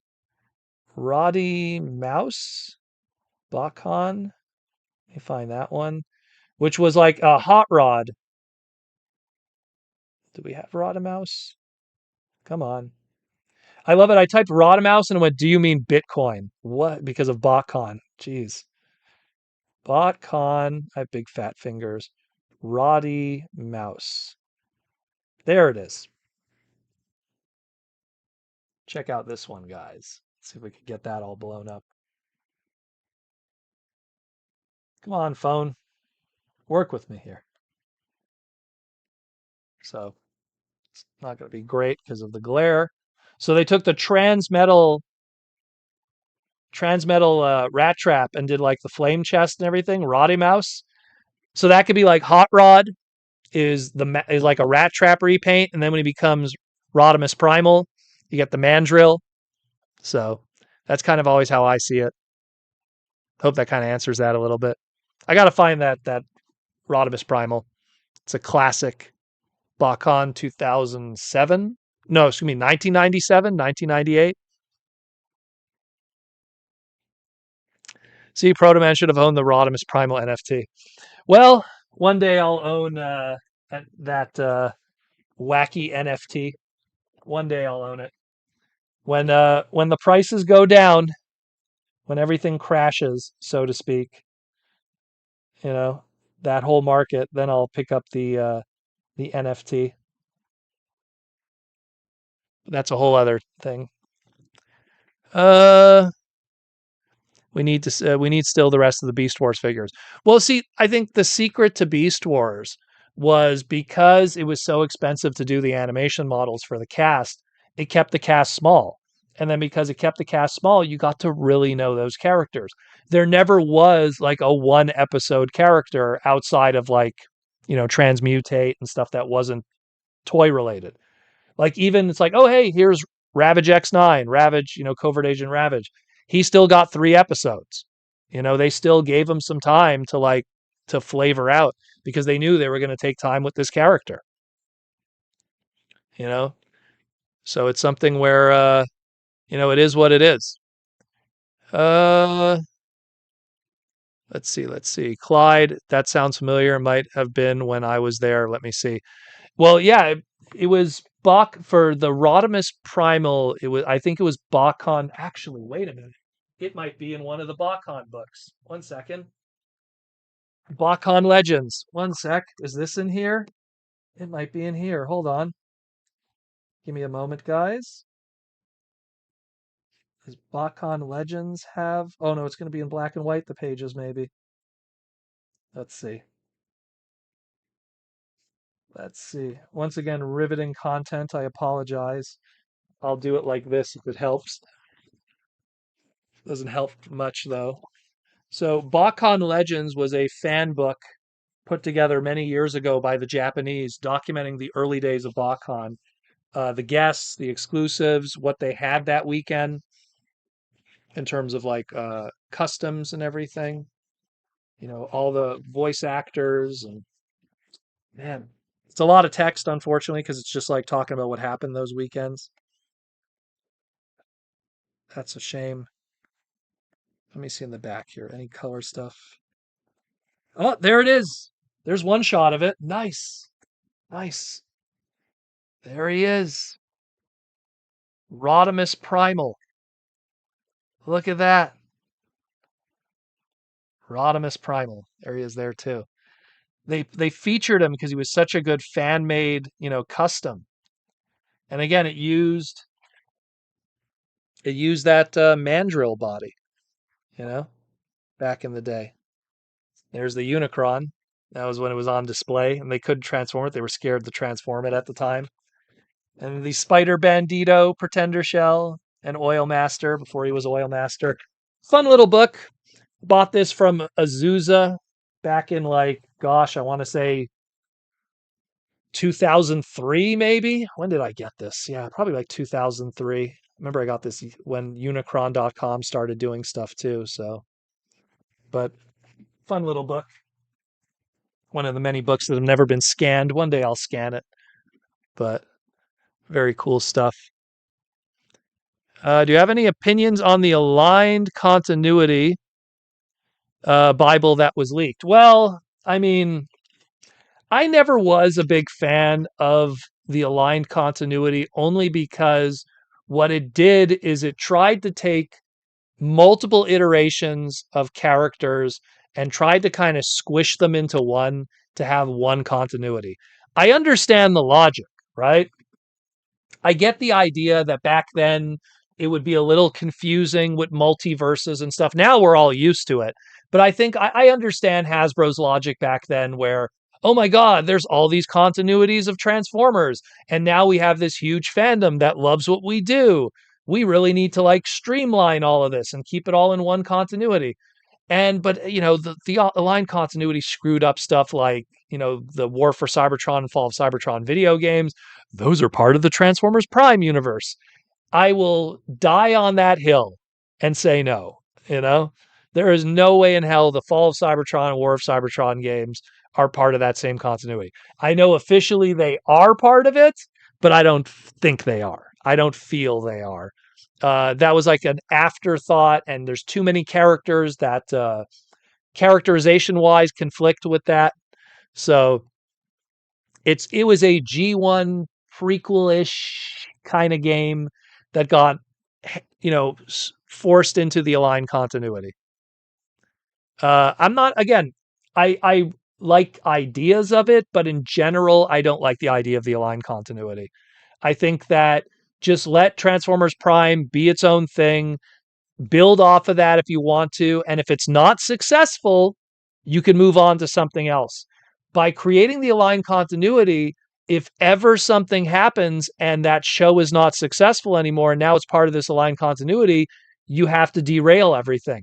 And that's what happened because Transformers Prime was not successful and got canceled early, especially in Japan.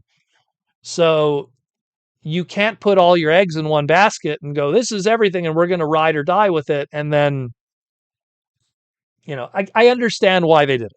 I get it. From the business side, from trying to speak to a new audience that's going to be loving Transformers and want to keeping everything straight. But then you look at Marvel and going like, yeah, there's other continuities. There's comic book, cartoons, this, that, multiverses. Now we're okay with it. Now we accept the fact that there's different Transformer continuities or different worlds. It's how it is now. So it is what it is. Clark Clint, what do you have any opinions? Oh no, I already answered that. Sorry. Sarah says, I hope more Beast Wars Transformers, but less Beast Wars after piece of crap that was the Netflix Kingdom. Well, that's different. The Netflix Kingdom thing was Netflix. No budget, working with voice actors that didn't work with unions. So you got low quality voice actors. I'm not trying to knock all of them.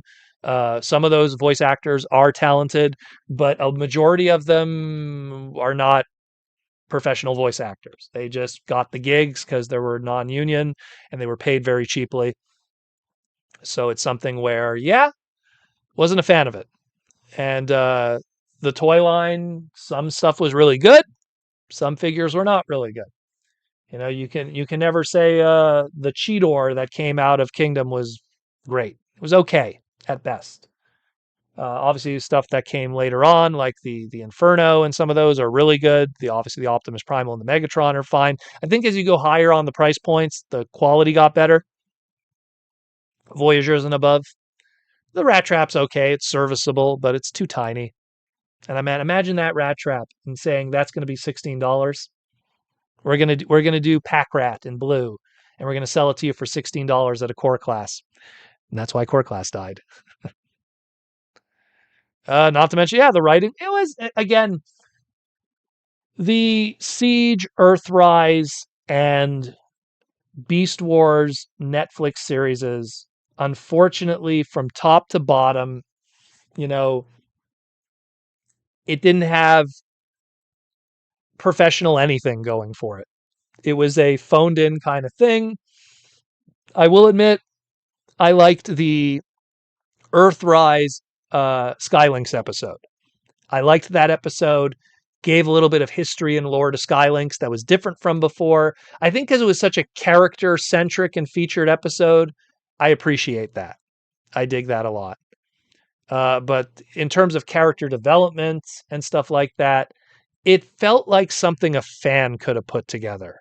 Like it really did. And I've seen fans do fan animations and 3D animations, and it felt so much like that. It didn't feel like a professional, official Transformer product.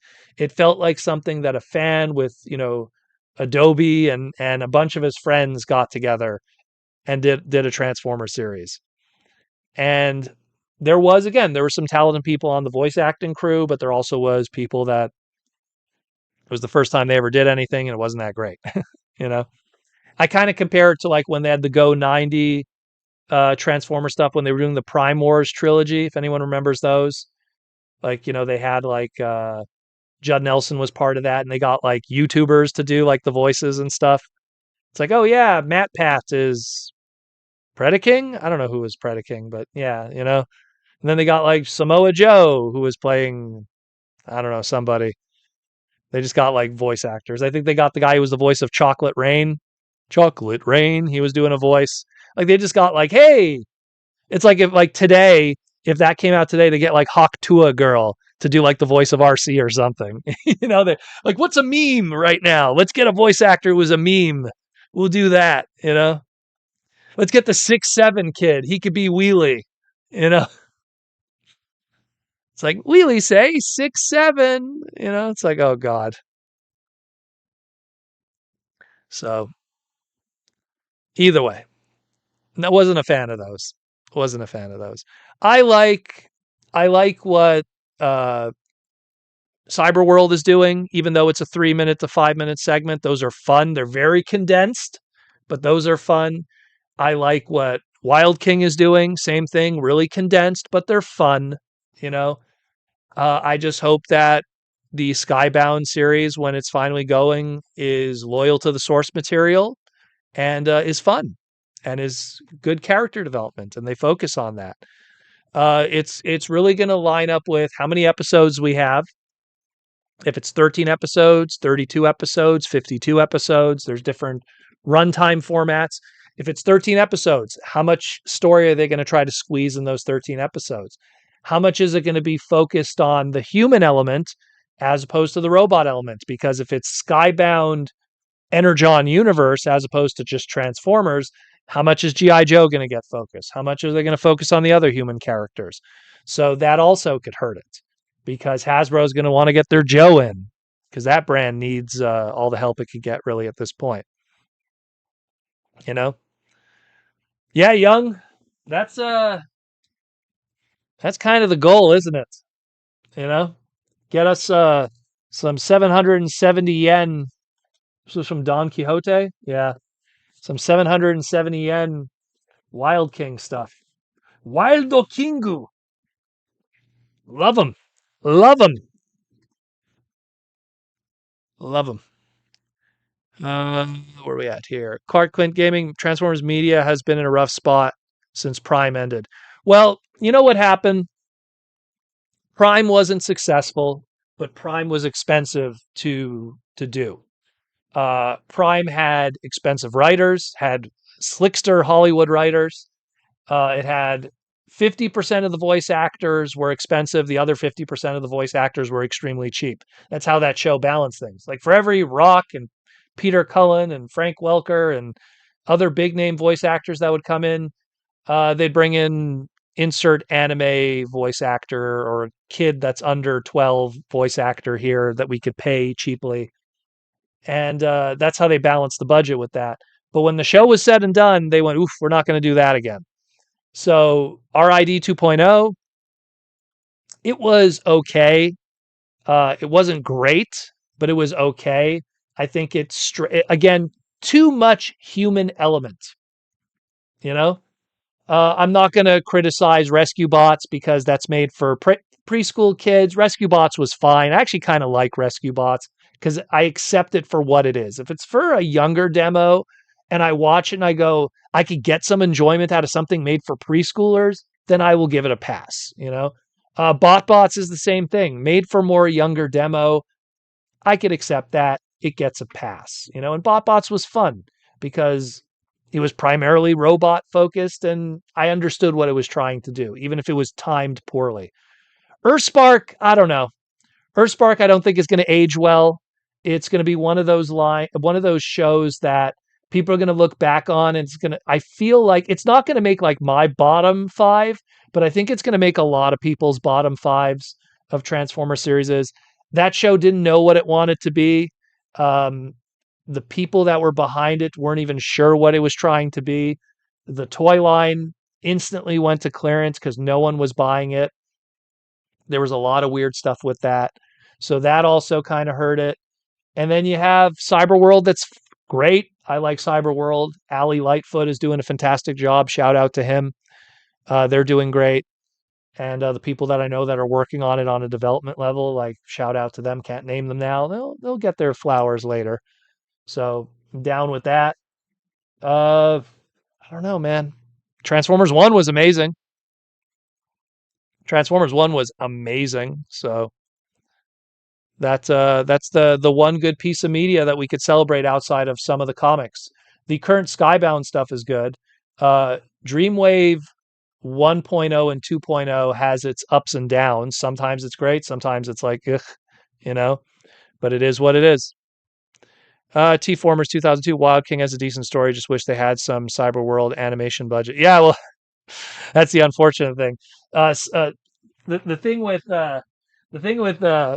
with Wild King is if think about it, if we didn't have Megatron and some of the other characters, we could kind of get away with it because all the mouthpiece characters with the glowing eyes. But it's still great. It's fun. They take advantage of their environments. There's a ton of characters. There's a ton of combos and combining and stuff. I in it, but I compare Wild like here's the thing with Wild King.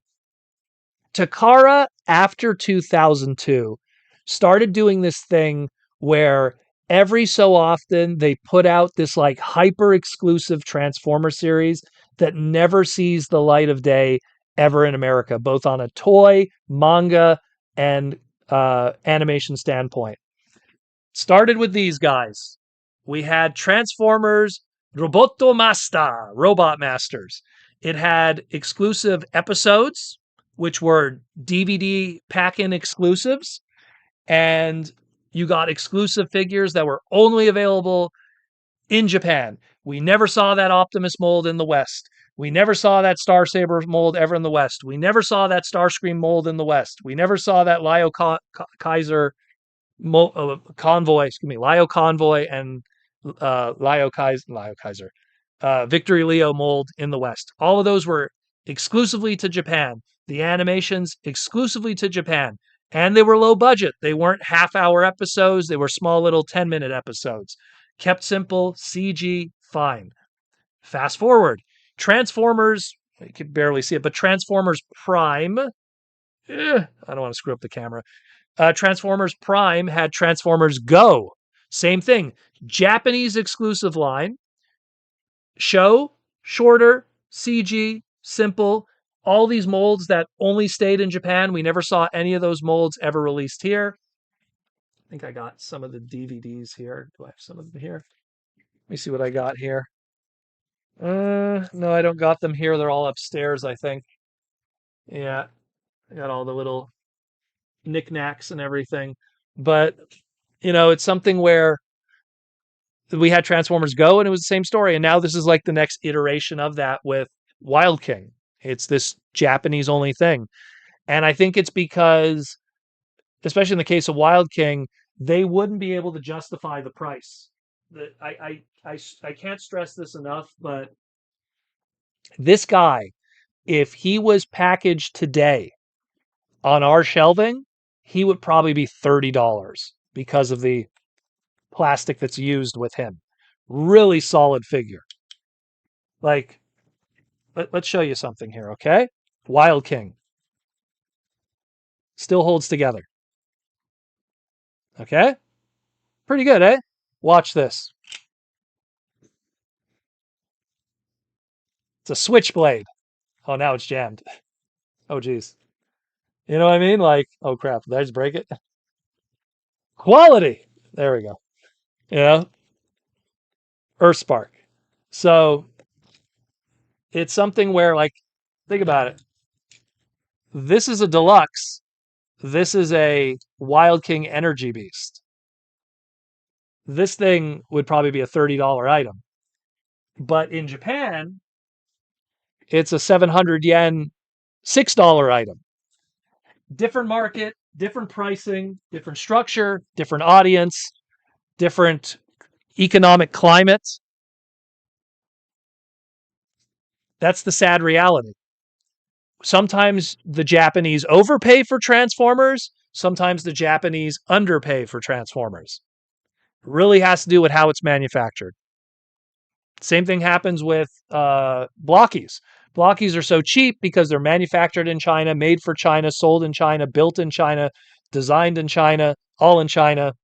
Keep it cheap. James, hey Proto, given how big your collection is, do you have a grail?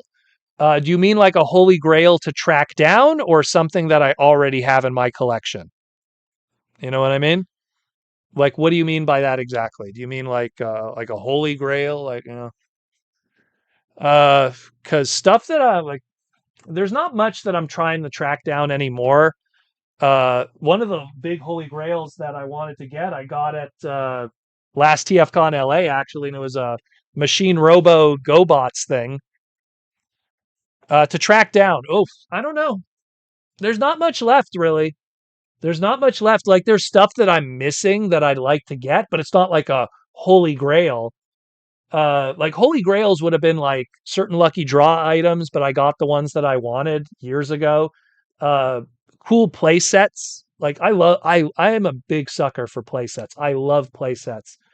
And like, stuff like Niagara Base or Taco Tank and stuff like that. I got all of those. Again, the Machine Robo stuff I got at last TFCon. I got it at a great price. Geez, I'm just trying to think. I don't know. I don't know. There's just big expensive items that I just haven't gotten yet, you know? But they're not like holy grails either because it's like if I don't get it, it's like if you told me like I'll never get that figure ever in your life, I'll be like, okay, that's not too big a shame. I I my father gave me a word of advice many, many years ago when I started collecting toys back in the 90s. And he said, collect backwards, meaning take your funds and buy the rare and expensive stuff first. That Beast Wars toy that's on the shelves right now at Walmart, Zellers, which is Target here in Canada at the time. See that Cheetor that's $12.99 deluxe class? You could get him, but he's still going to be there. Don't worry. He's going to be there in 5 years, 10 years, 15 years. But the money you save to get that Metal Hawk, that Metal Hawk, that God Doginai, those Pretender shells, Minerva, they're only going to increase in value as time progresses. You know? So get Metal Hawk now for $100 back in the 90s. Get Star Saber now. I can barely see it because everything's covered here, but get Star Saber now for $150 mint in box in the 90s.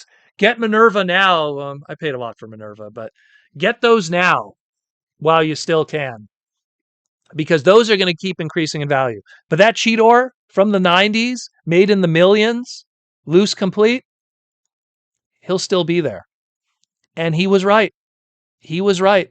Still to this day, you find loose complete Beast Wars toys that when you think about inflation, you're buying a loose complete Beast Wars Cheetor for $20 to $30. Think about inflation. That means it still held its value. You know, I'm not talking carded. Carded, you get into a whole different other conversation, but loose complete. Um, but yeah, like there's really nothing left, you know? There's really nothing left in terms of grails. Like I mean, I don't know. I got everything. If I really want something, I save my money and get it. I go out of my way to get it. And like that Machine Robo base, the only reason why I didn't get it was every time I saw it for sale, people were asking like $500, $600. And I was like, absolutely not. And then I saw a guy at TFCon LA. He had it in the box and he had it, I think, for 300. And I told him, I'll tell you what, if you could get 300 for it this weekend, good for you, and that's a win. But if you don't sell it for 300 this weekend, at the end of the weekend, which is also because then I have some money because I made money that weekend. At the end of the weekend, I'm going to go to your table when the dealers are all breaking down and everything, and it's the end of the weekend and they're closing their booths. I'll buy it from you and we'll work out a price. And we made a deal. We made a deal. If he gets his full price, congratulations. We don't. And I got it for $170, instead of 300 because he didn't want to go home with it, you know? Big Machine Robo playset.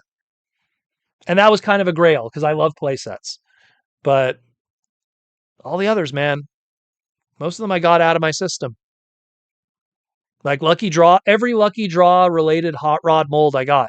I got Gold Primus. I got the two Superlink Energon in gold and silver. Um, I mean, geez, I can even show you. Let me grab this one here. This is a Lucky Draw of web divers. Open up this one for you to show you. This is how Lucky Draw boxes are. Very, very exciting. This is the Evil Black repaint of the Jaguar. Very cool. Lucky Draws. And Lucky Draws, I just buy them when I find them for a good price. I wasn't even actively trying to hunt it. Like this one, no joke. I probably bought this maybe $100, maybe 150. And it's just because a Japanese dealer had it, you know? Like I just kind of plan my purchases really just based on that. What about outside Transformers? Well, that's a different story. Um, Holy Grails for me outside of Transformers are more comic book and trading card related. Uh, I would like to own a lot of key issues of comic books. Um, First issue of X-Men 1963, comes to mind. That's probably like top of it. The Hulk 180, 181, Hulk 182, that one's cheaper. First appearance of Wolverines. Uh, Other books I've gone out of my way and purchased because they became affordable, but I look for the opportunities. So trading card stuff, that kind of falls more into that. Certain trading cards I'm always kind of trying to hunt down, and I'm willing to pay if the price is right and I'm happy with it. Those are more my holy grails. But Transformers, you have to understand, guys, I've been in this hobby actively in the online fandom. I've been on in the online fandom as a teenager to today, meaning like you could do the math here. So when Beast Wars came out, which I feel is kind of the beginning of the online fandom, 1995, because I got the internet in 96, but Beast Wars came out in 95. Online fandom kind of kicked off with the tail end of G2. And then 96 is when it really, Benson Yee started his message board, and then the online fandom really got together through ATT, Alt Toys, Transformers, and the early forums. I was there. Tiny's here. Tiny, you want to come? You want to come on the camera? No? We'll see if we can grab her. If she goes up, I'll show her. Anyways, but it's something where when the online fandom started, I was there. When the early days of people talking about the value and prices of Transformer toys were starting in the online fandom in the 90s, I was there. When eBay started, I was there. And those early opportunities to pick up all that stuff, you know, again, in my father's advice of collecting backwards, helped a lot. It helped a lot. And that's what gave me that opportunity to complete G1s and Beast Wars and everything super early. And then to be kind of irresponsible with the movie stuff and everything later on, which I kind of regret in a lot of ways. I look back now and went, I didn't have to buy most of this product brand new. I shouldn't have. But hindsight is 2020. But it's a lot of comic book stuff, a lot like video game stuff. I got pretty much everything I want. Holy Grail is a video game related. Uh, I mean, would I like to like upgrade the condition of the mint in box Mega Man collection? Of course. Like I have a Mega Man 1 to 6 mint in box. The boxes are not perfect. They're a little worn out. Would I like better versions? Yeah, but I'm happy that I have those, you know, complete mint in box with the instructions and everything. And, same thing with Mario and a lot of other key games, Zelda games. I have them all mint in box and stuff. So video games, I'm pretty much covered, but it's the comic stuff. That's the one that I kind of slept on a little bit. And I look back now and regret, but during those times when I was getting all the G1s and everything, a Wolverine comic could have been bought for, Hulk 181 could have been bought for $200. Now it's $2,000. So again, can't win them all. Can't win them all. What's for dinner, Proto? Steak today with French fries. Sweet potato French fries specifically. We bought 2 delicious steaks for $8 Canadian. So it's like $5 American. You could get a good ribeye steak if it's going to expire the next day. That's what we do. You get a nice juicy steak. Oh, it's going to expire tomorrow. Okay. Season it nicely. Cut some sweet potatoes. Put them in some olive oil. Put them in the oven. Get some nice little sweet potato fries done. Amazing. Put a little seasoning on it. Olive oil in the pan. Put the steaks, medium rare on both sides. A little bit of salt. A little bit of garlic cloves. Amazing. That's what we had today. And a Kinder Egg.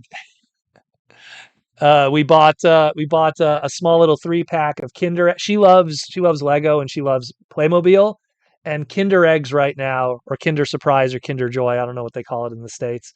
They come with little Playmobil figurines of Marvel and DC, specifically the DC ones. So she bought those because she wants to get Catwoman and Supergirl and stuff and everything. So we bought 3 of those, and we've been opening one a day. So I had a Kinder Egg today, and she got Supergirl. She got Supergirl. I think she wants to get Green Lantern, Aquaman, Catwoman, and I forget what was the other one she said she'd like to get. There's another one she said too. Joey. Oh, we're almost done today, so we'll take a few more questions and then we'll call it quits. Joey's. Did you ever play Expedition 33, the French turn-based RPG that got popular a while back? Never even heard of it. Expedition 33. Never even heard of it. Joey. Where's Butters? Butters is upstairs right now. Actually, real talk about Butters. So Butters had to go to the vet because he had to get his teeth cleaned because he had really bad dental, because he was a rescue. So he was a rough cat. So we rescued him and his teeth was really bad. So we were waiting to get a dentist appointment for him. And dentist appointment for cats is a whole other thing because it's not like a human where they lie back and they just open their mouths. You have to sedate them and then they brush their teeth. So Butters he's a little groggy right now. He's not feeling it right now. He's a little unhappy. But Tiny left. So He's around. But yeah, when you get a steak, buy it on sale. Steak is good for you. It's nice and healthy. Aaron's here too? Was Aaron here? Did I miss Aaron? Oh, Aaron is here. Geez, Aaron, I didn't even realize you're here all this time. Everyone's here. Anyways, I'm done anyways too. So Aaron's leaving, I'm leaving. We're all out of here. Anyways, guys, thanks for the love and support as always. Thanks for tuning into another live stream of the Transformer Slag podcast. We'll cover everything like we always do. Once again, uh, support all the sponsors. We got Symbiote Studios, plush pins and t-shirts. Go check out the Toy Armada and archermonster.com/shop. Pick up some new Posca paintings that Aaron put up on the website today. There was a few that I showed that aren't there. He put, I believe, 2 new ones today. So check that out. And Aaron, I think you doubled up on the Cliff Jumper. Check that. I saw the Cliff Jumper. I think it was the Cliff Jumper corpse one. You put 2 by mistake. Unless you have 2 up there. I don't know. But aside from that, thanks for all the love and support, guys. If you want to continue supporting the podcast, there's the Patreon link down there. Come join us on the Patreon. We have a awesome Discord where we have tons of stuff going on there, news breaks. We have all kinds of lore and stuff that we reveal there first, and you get to see it first. We have a great community that helps each other out, shares the sales and the deals and stuff. I mean, I am very protective of my community, of my Discord. If people get out of line there and act crazy or act like assholes or something, I will kick them out and refund their money. I don't care. I want to have a super streamlined, awesome community of people that all help each other out in this crazy hobby that's getting more expensive, more difficult to enjoy the lore and everything. And I love what I have there. And the Patreon is that. And by having it behind a Patreon and everything, it streamlines. It prevents people from having the bad apples get in there. You know, bad apples aren't going to pay money to be part of a community. They're there to just cause havoc. So thanks for all the love and support. Come join the Patreon if you want to be part of that. Otherwise, I'm out of here. Tomorrow is chillin' like a villain on Sunday. I get to relax and enjoy myself. And I will talk to you in the near future. Take care. And as always, roll out.